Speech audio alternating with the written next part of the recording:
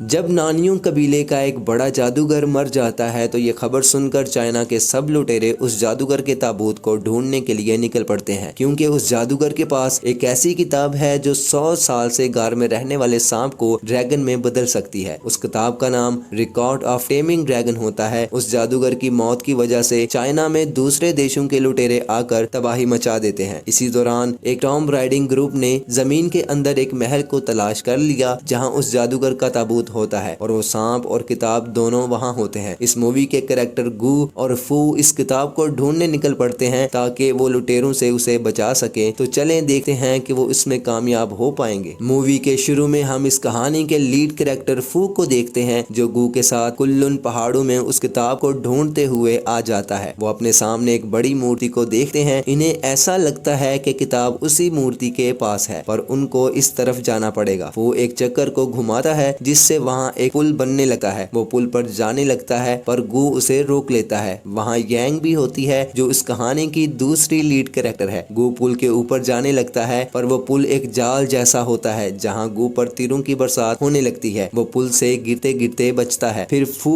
उसको पुल के इस जाल से निकलने के बारे में बताता है जिससे वो पुल को पार कर लेता है। वो सब पुल के दूसरी तरफ चले जाते हैं और उन्हें लगता है ये ताबूत जादूगर का है, लेकिन वो जादूगर का नहीं होता। वो उसे खोलते हैं तो अंदर बहुत सारे जहरीले सांप होते हैं। गू दूसरे आदमी को सांप से बचाने लगता है लेकिन सांप उसके हाथ पर डस लेता है। ताबूत के अंदर से एक लाश निकलती है जो उन सब पर हमला कर देती है। वो जगह टूटकर गिरने लगती है। वो सब वहाँ से निकलने लगते हैं। यांग पीछे रह जाती है। वो भूत इसको पकड़ने वाला होता है लेकिन वो बाल बाल बच जाती है। 4 साल बाद हम फू को देखते हैं जो एक होटल में आता है। वहाँ वो आदमी सबको उसी जादूगर की कहानी सुना रहा होता है। फू को मिलने एक लड़की आती है जो उसे अपने साथ उस जादूगर के ताबूत को ढूंढने के लिए लेकर जाना चाहती है। फू को वहाँ यांग मिलती है जो उसे एक बैच देती है जिस पर कुछ नंबर्स और चांद सूरज का नाम लिखा होता है। फू जानता है कि ये बैच एक पुराने शाही घराने के ताबूत से मिला है। यांग उसे कहती है कि जब वो उस हादसे के बाद अपने शहर वापस चला गया तो यांग और उसका बाप एक ग्रुप के साथ किताब को दोबारा ढूंढने लगते हैं। वहाँ एक लड़की शाय को एक सोने का टुकड़ा मिलता है जिसे देखकर उस ग्रुप का लीडर बहुत खुश होता है और वो वहां सोने के लालच में आ जाता है। यांग का बाप उसे रोकने की कोशिश करता है लेकिन वो नहीं मानता। वो इस भूतों से भरी जगह के अंदर चला जाता है। वो वहां से अमीर बनकर निकलना चाहता है। उसे वहां एक ताबूत मिलता है। वो अपने साथियों से उसे खोलने का कहता है। उसे अंदर से एक नक्शा मिलता है जो उस जादूगर की कब्र का होता है। तब इन्हें वहां ये बैच उस ताबूत से मिलता है। उस ग्रुप के एक लड़के को सांप काट लेता है। वो सब वहाँ से अब जान बचाने के लिए गोलियां चलाने लगते हैं। यांग और उस ग्रुप के कुछ लोग बच जाते हैं पर यांग के बाप को सांप काट लेता है। शाय उसके बाप को दवाई देती है लेकिन अगर उस सांप के जहर का इलाज ना हुआ तो उसका बाप 1 महीने के अंदर मर जाएगा। उसे सांप के जहर का इलाज उसी जादूगर के ताबूत से मिलेगा, इसलिए वो फू के पास आई है ताकि वो उसकी मदद कर सके। यांग से एक शक्ल बना के दिखाती है जिसे वो अपनी किताब में देखता है। वो उस निशान के बारे में जानता है और वो उसे एक नक्शे पर उस जगह के बारे में बताता है जहाँ ये मूर्ति होती है। शाय को ट्रेन में सारे लड़के ताड़ रहे होते हैं। फू यांग से उस बैच को निकालने का कहता है क्योंकि वो वहाँ बैठे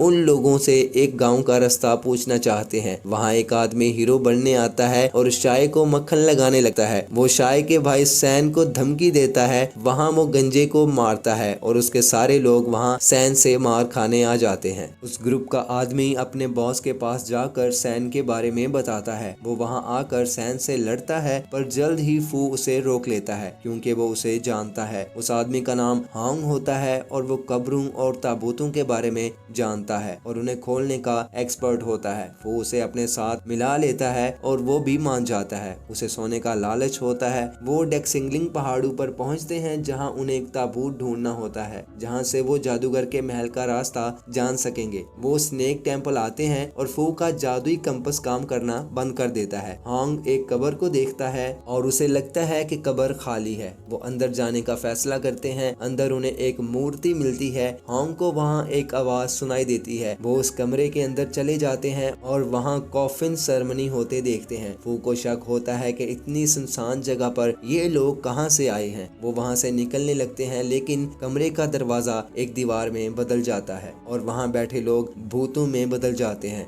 वो उनके साथ लड़ते हैं। फू किसी तरह बाहर निकलने का दरवाजा ढूंढ लेता है। जब वो अंदर जाते हैं तो अंधेरा था, लेकिन अचानक इतनी जल्दी ये दिन में कैसे बदल सकता है। हांग को ये बात बहुत अजीब लगती है। वो एक जगह पर मूर्ति के पास एक आदमी को देखते हैं जो उन्हें देखकर भाग जाता है। वो एक गांव में आते हैं जहां उस गांव के लोग किसी औरत को सजा दे रहे होते हैं। फू एक औरत से मिलता है और उसे वहां रुकने के लिए कहता है। वो मान जाती है। यांग उस औरत के पास आती है जो पेड़ से बांधी गई होती है। फू वहां एक आदमी को पैसे देता है और पूछता है कि पहाड़ी के पीछे विलो गॉड की मूर्ति क्यों बनी है और उस औरत को पेड़ से क्यों बांधा गया है। वो उसे बताता है कि इस गांव में एक औरत रेड स्पिरिट से शादी कर लेती है, जिसकी वजह से इस गांव में काफी ज्यादा मौतें होने लगती हैं। इसी दौरान उस औरत ने एक लड़की को जन्म दिया। विलो गॉड ने उन्हें उस रेड स्पिरिट से बचाया और उस औरत को भी मार दिया। और वो पेड़ के साथ जो लड़की है वो उस औरत की बेटी है जो उस महल में जाकर विलो गॉड के आदमी को मार आती है। इसलिए गांव वालों ने उसे सजा दी है। वो समझ जाता है कि उन्हें उस महल का रास्ता वही लड़की दिखा सकती है। वो उसे छुड़वाने का प्लान बनाते हैं। गांव वालों को पता चल जाता है कि फू उस लड़की को भगाने वाला है। फू उसे अपने साथ ले आता है और उसे उस महल के अंदर जाने में मदद के लिए कहता है। गांव वाले वहां आ जाते हैं। जब वो उस लड़की को बचाकर ले जा रहे होते हैं, फू उन्हें समझाने की कोशिश करता है, लेकिन वो नहीं मानते। वो लोग उस घंटी वाली रस्सी को पार नहीं कर सकते। वो लड़की फू और उसके साथियों को एक चीज निकाल कर देती है ताकि वो उस महल में जाए तो किसी जादू का निशाना ना बन सके। वो लड़की उन्हें विलो गॉड के पास लेकर जाती है। वो फिर उसी जगह आ जाते हैं और फू देखता है कि उसके सारे दोस्त अचानक गायब हो जाते हैं और उसे कुछ आवाजें सुनाई देती हैं। वो ताबूत खोलता है, लेकिन उस ताबूत के अंदर सिर्फ लाश होती है। वो उस आवाज का पीछा करता है, लेकिन कोई भी वहां पर नहीं होता। फिर वो एक लड़की को देखता है जो डांस कर रही है। वो उसके करीब जाता है। वो फू के पीछे चूहे लगा देती है। फू भागता हुआ जंगल आ जाता है। उसे यांग खड़ी नजर आती है। वो उसे देखता है, लेकिन वो यांग नहीं होती। उसके सब साथी उसी हालत में होते हैं। वो फू की गर्दन को जकड़ लेती है। दरअसल फू और उसके सब साथी मरने वाले होते हैं, पर एक आदमी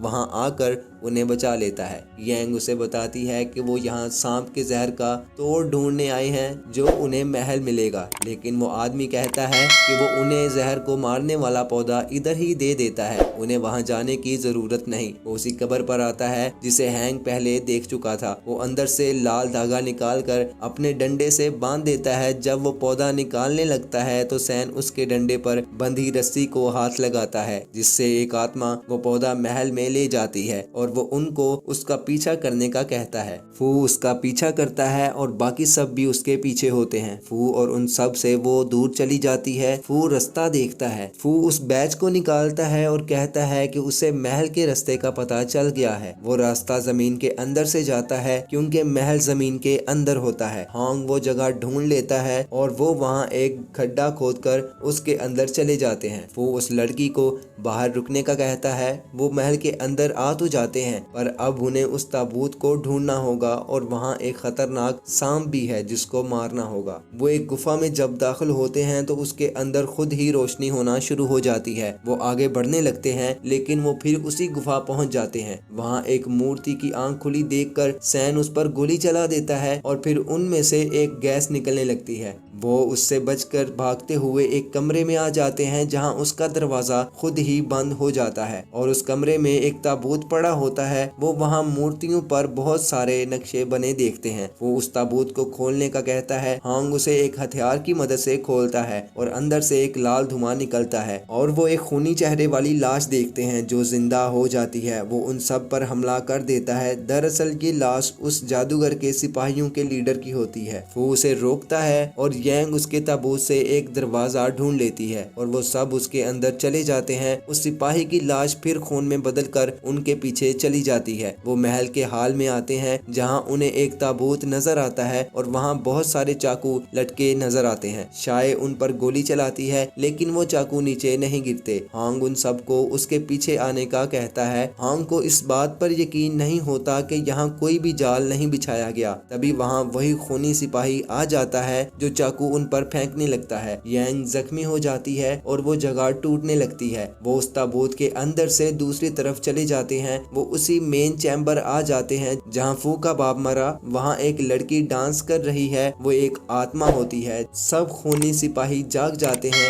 वो सब उनसे लड़ने लगते हैं। फू यांग का ख्याल रखता है क्योंकि वो उसे पसंद करता है। हांग फू से कुछ करने का कहता है क्योंकि वो सिपाही उन्हें मारने वाले होते हैं। फू उस आदमी से विलो गांव से लाया हुआ पाउडर उन सिपाहियों पर मारने का कहता है, जिससे वो बच जाते हैं क्योंकि ये एक जादुई जाल होता है। वो खुद को उसी जगह पर देखते हैं जहां वो आए थे। फू उन सब को मेन चैम्बर में ले आता है। फू उन सब को बड़े सांप से होशियार रहने का कहता है। वहाँ उन्हें एक सोने का ताबूत नजर आता है जो उसी जादूगर का होता है, पर वहाँ वो किताब नहीं होती। उन्हें किसी के आने की आवाज आती है। वो एक जगह छिपने की कोशिश करते हैं, लेकिन उन्हें नहीं पता कि वही बड़ा सांप उनके पीछे होता है। अब तो उन सब के सामने एक बहुत बड़ा खतरा आ जाता है। वो वहाँ से भागते हैं। वो उससे बचने की कोशिश करते हैं, लेकिन उस बला से कैसे बचना है देखते हैं। शायद ऐसे गोलियां चला रही है जैसे वो मर जाएगा। सांप उस आदमी के डंडे पर लगी घंटियों की आवाज सुनकर उसके पीछे जाता है। फू उन्हें कहता है कि अब वो उसे ऐसे ही डंडे के पीछे भगाएंगे। फिर फू वो डंडा हांग को देता है। सांप हांग को पकड़ने लगता है और पत्थर से टकराकर नीचे गिर जाता है, जिससे ये चैम्बर गिरने लगता है। वो सब उसी सोने के ताबूत के अंदर जाने लगते हैं। सैन एक धागे को आग लगाता है, पर वो बुझ जाती है। फिर वो खुद ब्लास्ट बॉम्ब पकड़कर आग लगाता है और खुद को सांप के मुंह में ब्लास्ट कर देता है, जिससे वहाँ सांप मर जाता है। और फू और बाकी सब साथी पानी के अंदर ताबूत में होते हैं, जहाँ से वो फिर बाहर निकल आते हैं और उस ताबूत में मौजूद सोना वो सब में बांट देते हैं। और यांग को जहर का इलाज मिल जाता है। हांग और फू को उस किताब के बारे में पता चल जाता है।